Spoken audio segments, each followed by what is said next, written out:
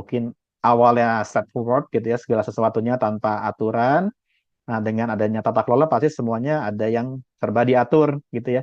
Mungkin kalau secara data, ya pasti harus ada mekanisme mungkin di maker, checker, approval gitu ya di beberapa titik.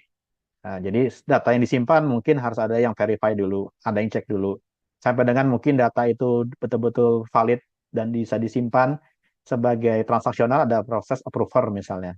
Nah, itu kan hal-hal yang salah satu contoh ya, di mana itu bagian dari perubahan budaya atau cara kerjanya.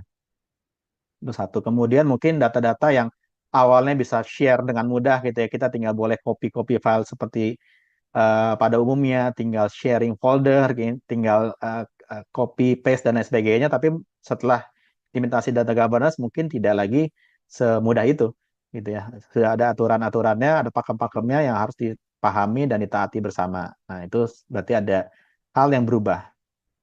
Berarti ada change management yang nanti harus dijalankan ya. Atau ya sampai dengan level organisasi ya berarti ada OCM ya gitu ya, ada organizational change management yang seperti apa.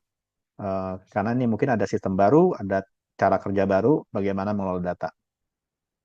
Tapi percayalah bahwa sebetulnya pasti ujung-ujungnya adalah untuk kebaikan organisasi gitu ya. Meskipun mungkin awalnya sulit, tapi ya itu harus dibiasakan. Nah, kemudian yang kedua adalah kurangnya literasi data. Nah, ini berhubungan dengan tadi nih. Ketika kita bicara data sebagai aset, artinya harus dipastikan ya mereka punya awareness terhadap data itu ya aset, sesuatu yang berharga, yang punya value yang tinggi. Nah, itu juga satu hal yang perlu ditanamkan juga ke setiap insan di organisasinya ya. Karena ya tadi data yang hilang, data yang bocor itu sangat berbahaya bagi organisasi. Tapi diperlukan juga mungkin nanti pengelolaannya, pemahamannya, keahliannya juga. Jadi yang data governance ini, oke ini bagus mungkin bisa jadi organisasi juga ingin gitu ya menjalankan ini, tapi satu sisi juga perlu adanya mungkin keahlian juga ya yang diperlukan untuk mengelola data ini secara efektif. Seperti how to-nya bagaimana, apa-apa saja yang mungkin harus dipikirkan, harus dikontrol, dikendalikan, diatur, dan sebagainya. Nah, itu yang perlu nanti dipahami oleh tim yang memang akan bergabung atau bekerja di dalam tim data governance. Kemudian tantangan yang ketiga, nah ini pengelolaan secara manual, ya.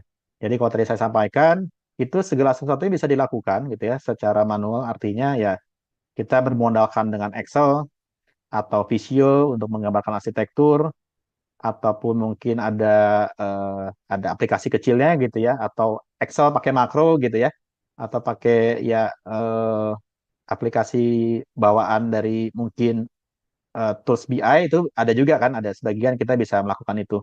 Tapi ada juga yang terpaksa harus dilakukan secara manual. Nah, ini artinya kalau semua dilakukan secara manual, ini pasti pertama menyulitkan, kemudian juga ada rentan terhadap error. Nah, ini human error nih biasanya yang mungkin sangat sering terjadi ya.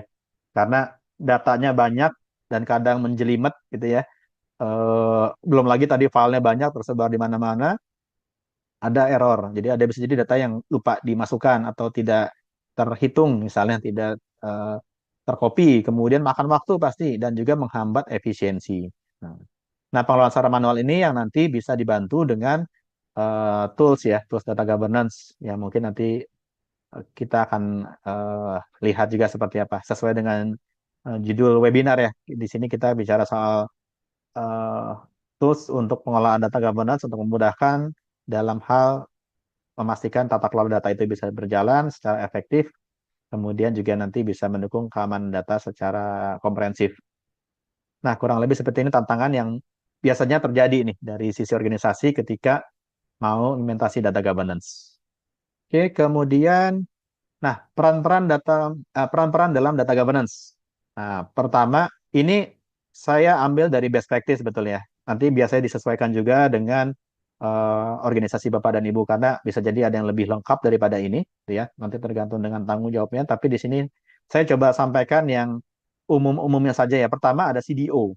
Nah, CDO ini bisa jadi selevel direksi mungkin atau mungkin di bawahnya gitu ya. Tapi dia bertanggung jawab atau mengepalai untuk tata kelola data governance ini. Jadi mungkin ada juga di beberapa tempat namanya data governance head misalnya.